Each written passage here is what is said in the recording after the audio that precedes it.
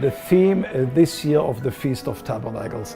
It is taken from Psalm 47, which proclaims the Lord is king over all this earth. There's nothing excluded from his kingship here on planet earth, and this is good news.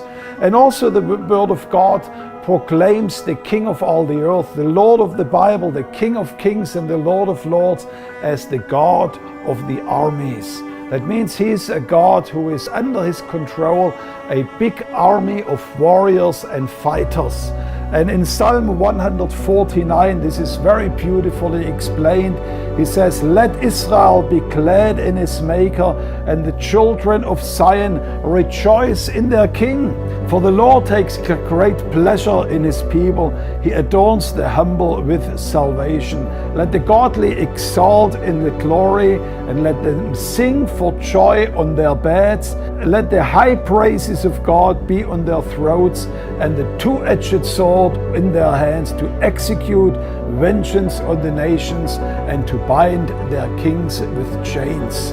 Now, to be very clear that what this verse is speaking about, the Apostle Paul says our battle is not against flesh and blood. It's not against physical people, and it's not a war that is carried out with physical weapons.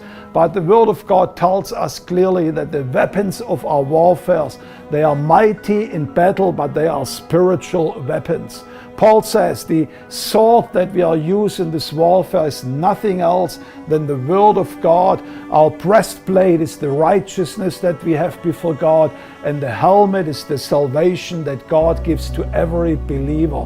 But God calls us into a battlefield.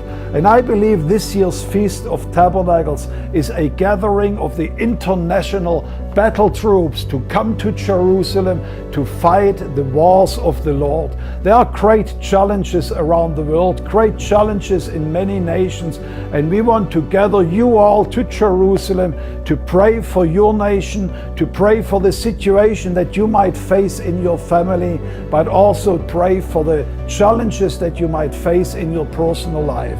As we are gathering in Jerusalem, there will be one day that is particular, separated for prayer for the nations. Most importantly, we will pray for a mighty revival in your country. And might there be any spiritual forces that will hold back the revival in your country, we will address them in prayer right here in the city of the great King.